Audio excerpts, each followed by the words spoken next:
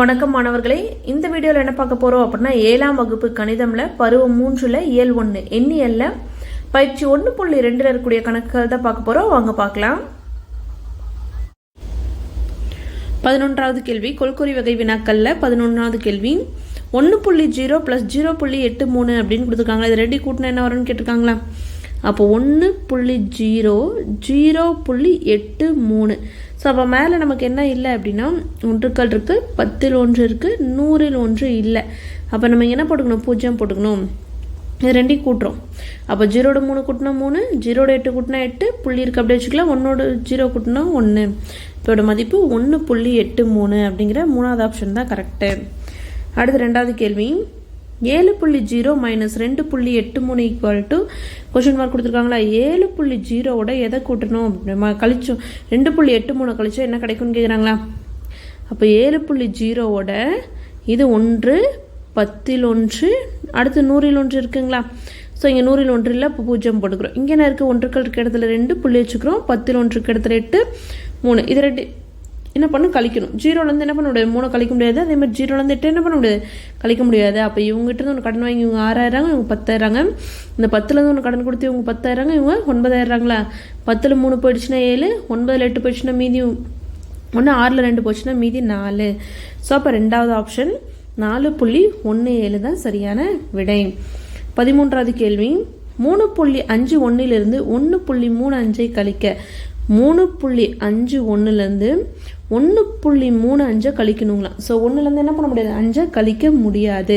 பக்கத்தில் ஒன்று கடன் வாங்கி 11 ஆகிடுவாங்க, இவங்க 4 ஆகிடுவாங்களா? ஸோ 11ல் 5 போச்சுன்னா மீதி 6, 4ல் 3 போச்சுன்னா 1, ஸோ புள்ளி வச்சுக்கிறோம். 3ல் 1 போச்சு அப்படின்னா மீதி 2. அப்போ 2.16 தான் சரியான விடை, 4வது ஆப்ஷன்.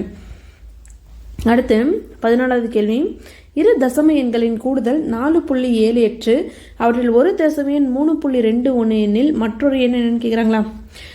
2 தசம எண்ணோட கூடுதல் 2 எண், ஒன்று என்னன்னு தெரியாது எக்ஸு, அதோட 3.21 கூட்டணும் அப்படின்னா 4.78 கிடைக்குது அப்படின்ட்டாங்க. ஓகேங்களா? மற்றொரு தசம எண் தெரியாது என்ன எடுத்துரும்? எக்ஸோட 3.21 கூட்டணும் அப்படின்னா 2 கூட்டும் போது நமக்கு 4.78 கிடைக்குதுன்ட்டாங்களா?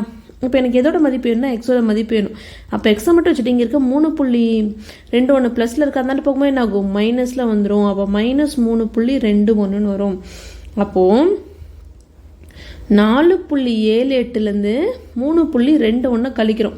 8ல் 1 போச்சுன்னா 7, 7ல் 2 போச்சுன்னா 5, 4ல் 3 போச்சுன்னா மீதி 1. ஸோ அப்போ x = 1.57 கிடைக்குது.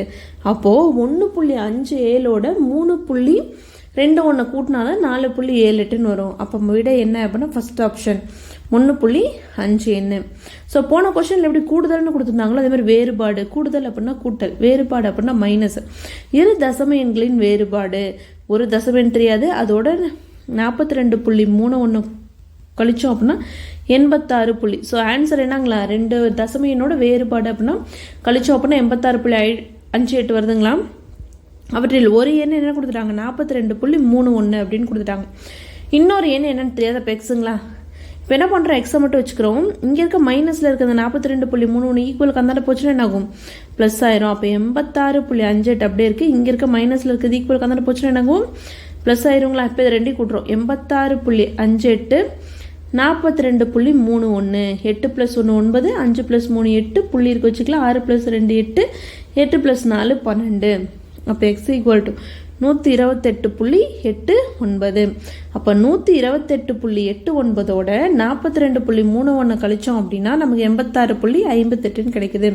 அப்போ ஃபர்ஸ்ட் ஆப்ஷன் 128.89 தான் சரியான விடை.